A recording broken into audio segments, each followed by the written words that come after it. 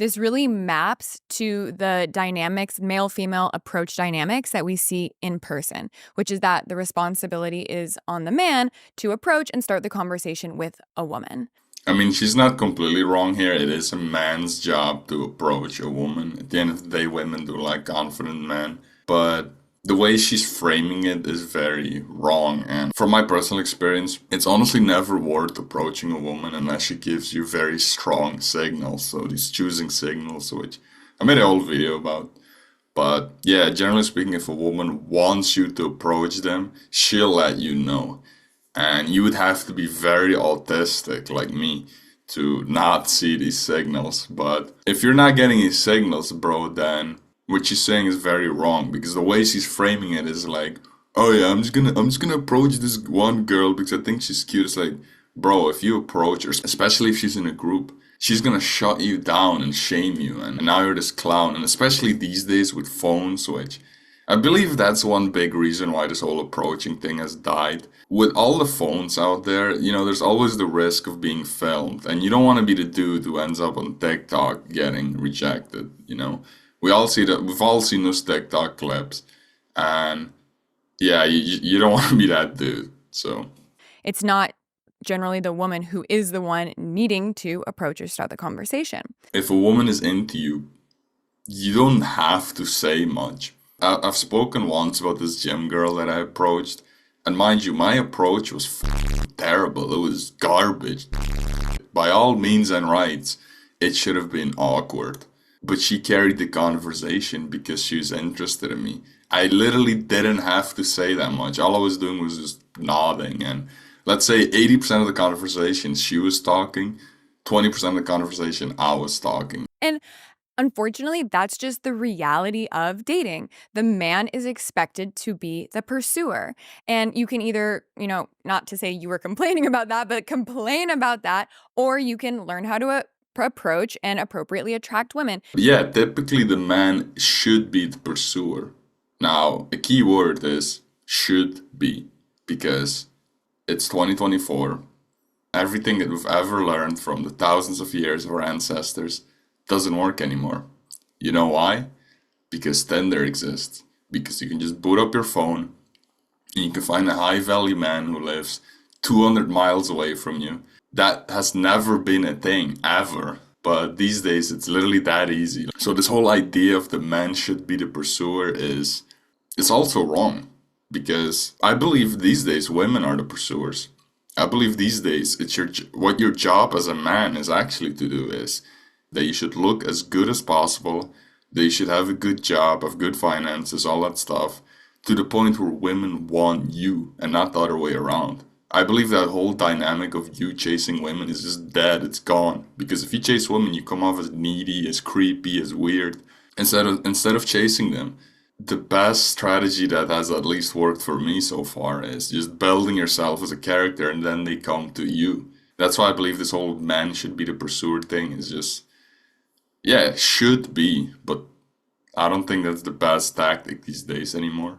And you can trace that back to evolutionary biology. The man is, across most species, the male is the pursuer. Sperm are much more abundant than eggs. Eggs are the scarcer resource. Women become the chooser up front. Now, she's definitely right about this. Biologically, it makes sense that men should be the pursuer because, yeah, women are the gatekeepers to sex. So women want to be approached more and pursued more, at least for what I see in my personal experience, in my relationships with women and what I hear. And then I also conducted some informal survey data of 13,000 women in the US and the UK. 97% said they would rather meet their partner in person than online. And 95% said they wish they were approached more often by men in real life. Now, one thing you have to understand, when a woman uses the word men, what she means is like the top 20, 30, maybe even 40%. But essentially, the bottom percentile of men, the bottom 50, the bottom 60%, they're invisible. When you listen to a girl talk about men, what you have to understand is men translates to top 20% or top 30%. The rest of those men don't even exist. So what she's saying here is 95% of women want to be approached by good-looking men. So don't make this mistake, when you hear girls say this stuff, oh, I want more guys to approach me, I want more men to approach. She doesn't mean you, bro. If you're ugly, she doesn't mean you. She's not talking about you. If you approach her, she's gonna call you a creep. She's gonna give you very negative vibes, very negative body language. She's not into you. What she means when she says, I want more men to approach me is the top 20%, the top 30% of men. Not you, not average Joe Schmo. She doesn't want those. I hear guys saying, well, women are rude when I approach them or it doesn't work out. And the reality is it's a numbers game. Like there are some women who don't want to be approached, and there are even more women who already have a partner or aren't interested in men or don't like you for whatever reason that you can't control. But that is out of your control. If you learn to approach appropriately, you're not going to be pepper sprayed or arrested or have some terrible thing happen if you talk to a woman in real life. I mean, I'm not gonna repeat myself too much, but there's already so much footage online if you just want to look for it on TikTok, on YouTube. There is no proper approach. This whole idea that you have to say the specific line, it's bullshit. That's this whole PUA community, this pickup artist community thing that started where they started scamming men and saying that, oh, if you say this one specific line with this specific tonality, then you will make her wet and she will chase. It's like, that it doesn't. I just told you my story, the gym girl. I literally fumbled the bag. Everything that could go wrong went wrong. And guess what? She still wanted to talk to me because your approach doesn't matter. All it matters is that you walk to her and you say something. That's literally it. Everything else doesn't matter because all she's gonna judge when she doesn't really know you is your looks and your height. And maybe your body language, that you don't carry yourself like a weirdo. But other than that, if she doesn't know you, then it doesn't really matter what you say as long as you do say something to her. You're oftentimes facing rejection, and that is just what has been happening for all of human history. Her argument is that historically it's always been like this. No, it's not. I mean, I don't know what history book you read, but historically, if you wanted a wife, because first of all, this whole girlfriend bullshit dynamic didn't used to exist. This is a very new thing. Back in the day, you would just get married and that's it. Like around 18, 19, 20, you would just get married. And second of all, you would just ask for her hand. Like you would just go to her dad and then ask for her hand. And you would have to show her dad that you're a capable man, that you have the resources to take care of her and her children. You wouldn't have to go directly to the girl historically. So she's just completely wrong here. And I'm telling you this as a guy who's from Afghanistan, in that country, there's still arranged marriages. In a country with arranged marriages, just like the West used to have it, you don't directly go to the woman. That's bullshit. What it used to be, like, if you want to use the historically argument, what it used to be is you would go to the dad, you would show the dad that you're a capable man, and then you would get the hand of his daughter. Boom, you're married. You just have to approach more often. And I get it. It's hard. It can be anxiety inducing. You're oftentimes facing rejection. Now, the thing she also doesn't understand, which, I don't blame her. She's a woman. And I really don't mean that in the sexist way. She would never understand this unless she would, become a transgender or something. But she has to understand that the juice has to be worth the squeeze. So, for example, if you go and you approached 30 women and 30 women rejected you, and by the 31st woman, you would get this good girl who's loyal to you and you could start a family with her and everything is fine, then I believe more men would be willing to approach because the juice would be worth the squeeze. At the end of the day, yeah, you get rejected 30 times. Yeah, your self-esteem is in the gutter. But that sacrifice was worth it because at the end of the day, you got this good girl, or however you want to say it. Nowadays, bro, you go through the rejections. You get your 30 rejections. You get to the 31st girl.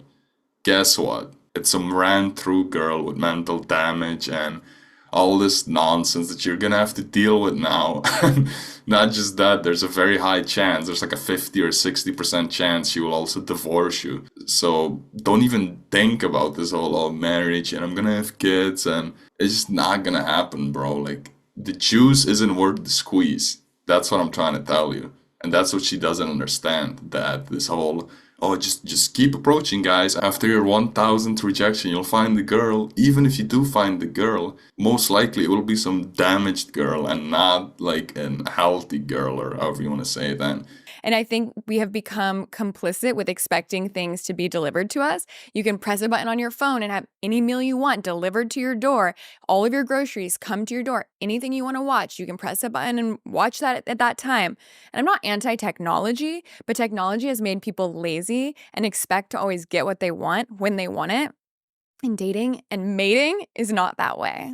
So I kind of do agree with her, but I also disagree with her here. Now, I do agree that technology has definitely made us as a whole lazy. I mean, I've talked about this in the past, but that's why the whole go outside argument is complete bullshit because people these days are just on their phone, and when you go outside, at least in the West, all you're gonna see is old people. You know, when I go outside, I just see white haired or bald dudes, and yeah, same thing with the women. You know, you see all these wrinkled women, and there's just no young girls outside. There's no young dudes outside, and this whole go outside thing is bullshit because all the people from my generation, they're just locked into their phones. They're locked into their PCs, and they never leave their house. And if they do leave their house, they don't leave it randomly. They only leave their house when they've already made plans. So it's almost impossible to just approach people now in the wild. Let's just say it that way. Now, the reason why I also disagree with it is she's essentially also calling you lazy.